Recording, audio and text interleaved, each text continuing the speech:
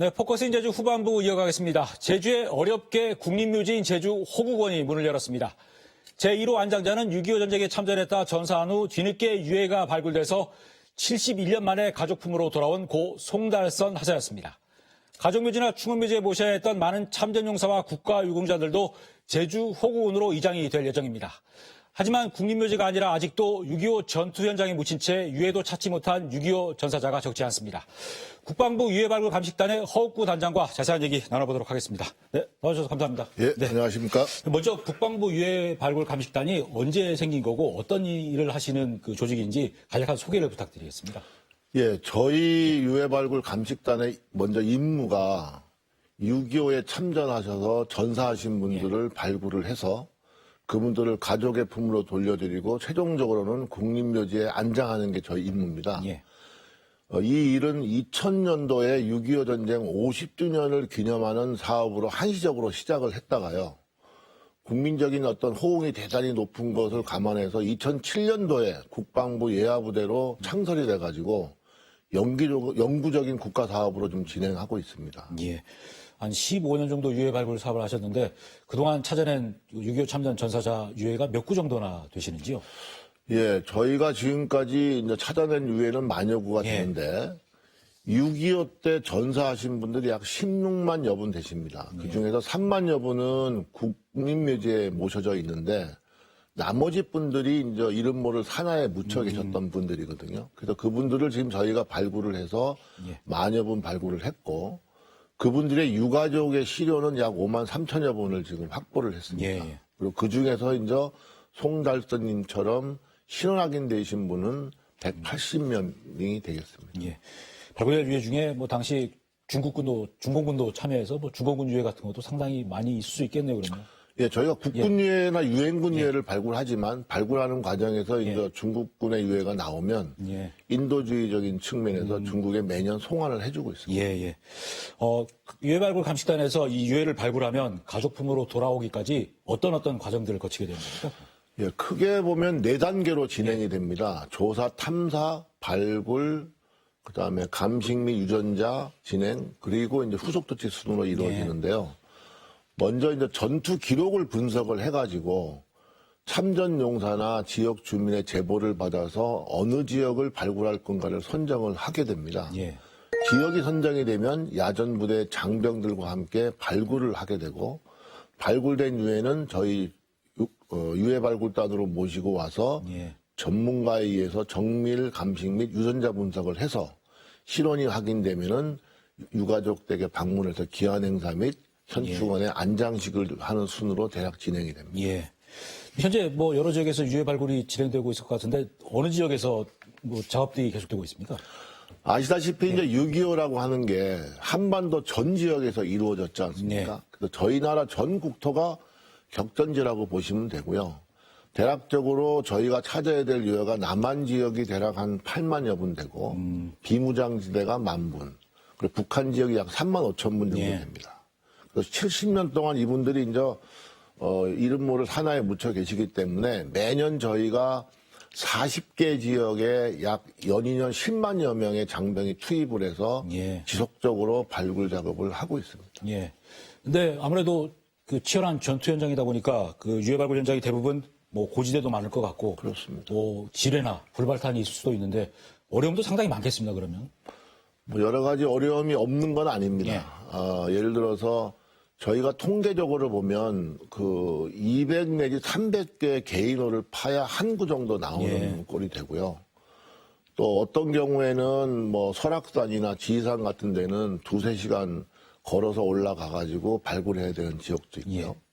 또 탐사하는 팀 같은 경우는 장비를 휴대하고 산을 타야 되는 문제도 있고 또 최근에 비무장지대에는 방탄 조끼와 방탄 헬멧을 착용하다 보니까 지뢰 때문에 그런 약 30kg나 되는 것을 착용한 상태로 폭염이나 혹석에도 발굴을 해야 되기 때문에 다소 그런 애로사항은 있지만 그것보다는 호국 영령을 찾아야 된다는 어떤 사명감이 크다 보니까 다 극복하고 잘 수행하고 있습니다.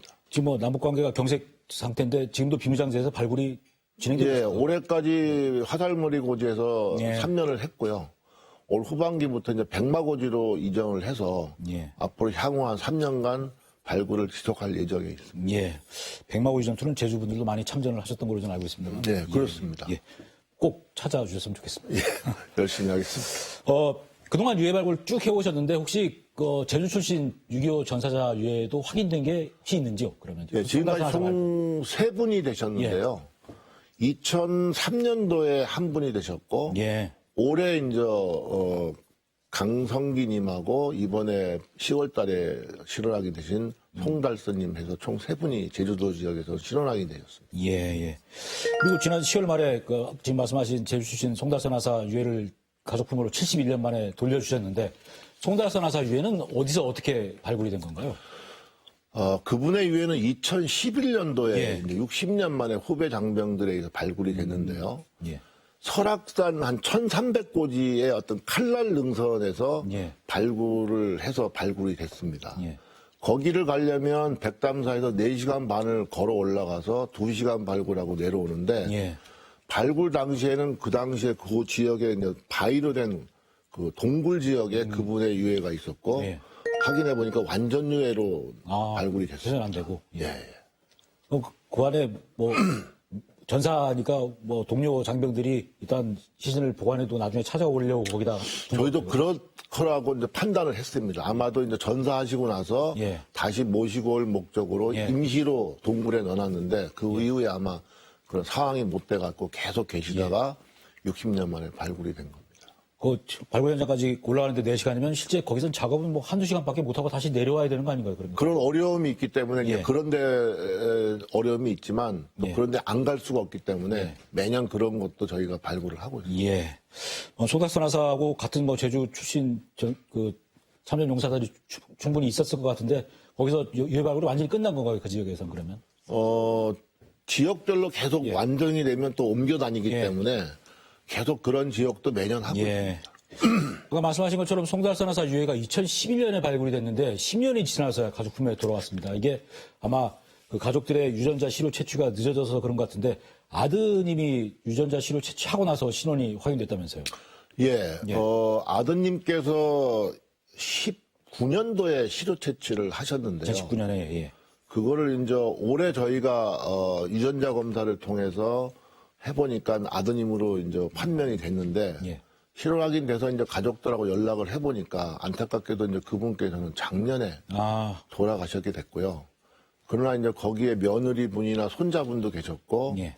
또 전사자분의 동생분이 지금 90이 넘으셨는데 또 생존해 계셔가지고 예. 같이 계셨습니다.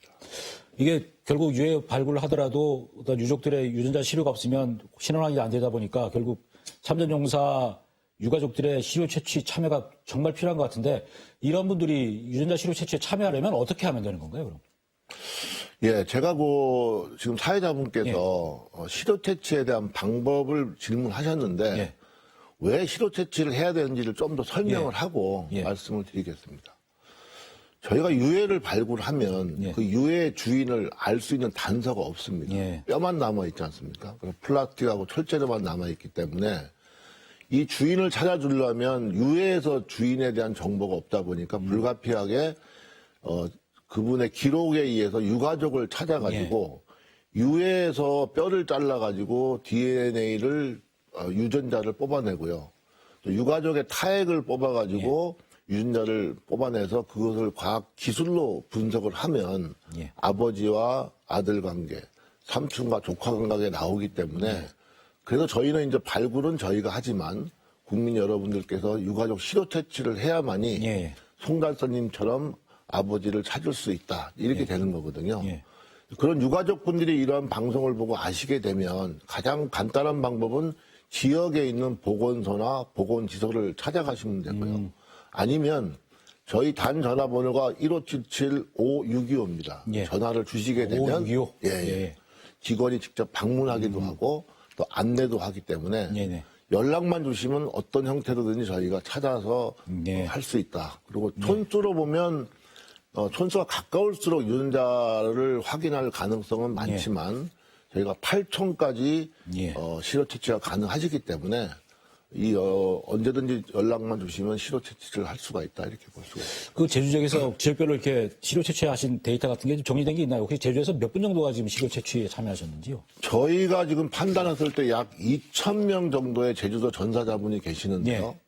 지금까지 저희가 한 400명 정도의 시료 채취를 예. 확보를 했습니다. 예.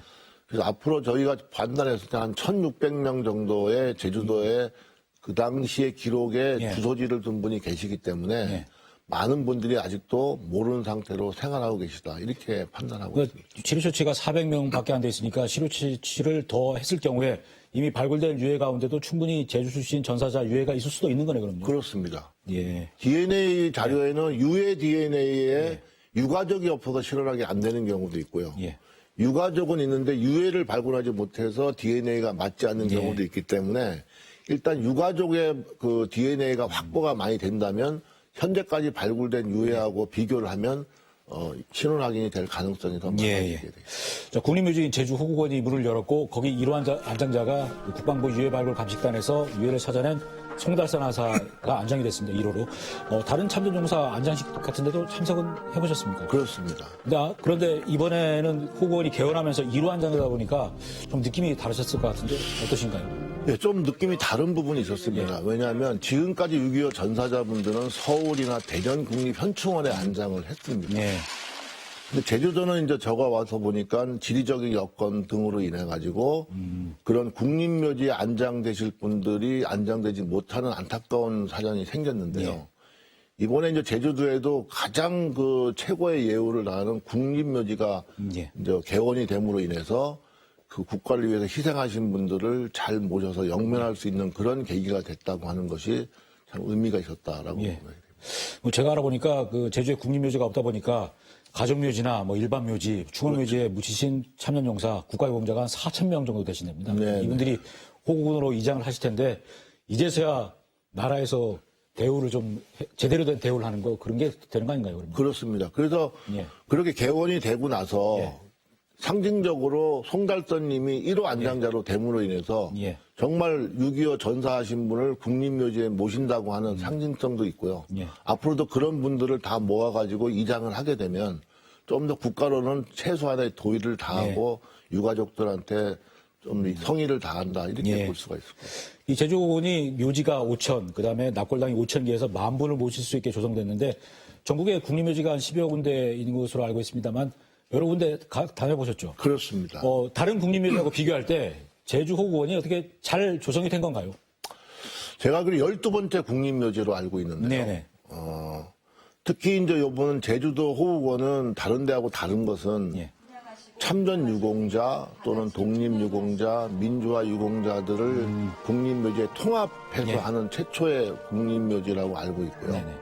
제가 현장에도 가봤지만은 이 한라산 자락 아래에 자연 경관과 어우러져 가지고 주변에 하여튼 조화를 잘 이루었기 때문에 예. 상당히 아름다운 곳에 자연과 조화된 국립묘지가 형성이 돼서 앞으로 아마 상당히 제주도민들로부터 사랑을 받지 않을까 이런 생각을 예. 시설도 잘 돼 있는 편입니까? 그렇습니다. 예. 잘 만들어진 것 같습니다. 예. 자, 마지막으로 앞으로 참전용사 유해 발굴 사업은 어떻게 해 나가실 계획이시고 또 어떤 관심이 필요하신지 정리 말씀 좀 부탁드리겠습니다. 국가는 국가를 위해서 예. 희생하신 분들을 끝까지 한 분까지 찾아내는 게 국가의 책무라고 생각을 하고요. 예. 저희는 그렇기 위해서 끝까지 노력을 할 것입니다. 그러기 위해서는 저희가 국민 여러분께 한 가지만 당부드릴게 앞서 말씀드린 대로 나의 아버지 또는 삼촌을 찾기 위해서는 국민 여러분들이 시료 채취에 동참을 해야 된다고 하는 부분입니다. 그래서 이 방송을 혹시 보시게 된다면 시료 채취에 적극 참여하시게 되면 아마도 전사자분을 반드시 찾을 수 있다라고 말씀을 드리고 당부 말씀을 드리고 싶습니다. 네. 오늘 말씀 잘 들었고요. 국방부 유해 발굴 사업에 대해서 좀 많이 알게 됐습니다. 앞으로도 더 많은 참전용사 찾아서 가족품으로 돌려주시 부탁드리겠습니다. 아유, 감사합니다. 감사합니다. 예. 네, 지난해 12월 제주도 내 코로나19 누적 확진자가 처음 세 자릿수인 340명이나 발생하면서 잔인한 12월로 기록됐습니다. 올해 12월도 연일 무더기로 확진자가 추가되면서 또다시 잔인한 12월로 기록될 조짐을 보이고 있습니다. 상황이 심각해지자 제주도와 도의회는 어렵게 시작한 단계적 일상 회복을 후퇴시킬 수는 없고 10대 학생 접종과 어르신 추가 접종이 확산세를 잠재울 대안이라는 담화문을 발표했습니다. 그동안 정부와 방역당국이 시키는 대로 백신 접종을 하고 사회적 거리두기를 했던 건 헛수고였던 겁니다.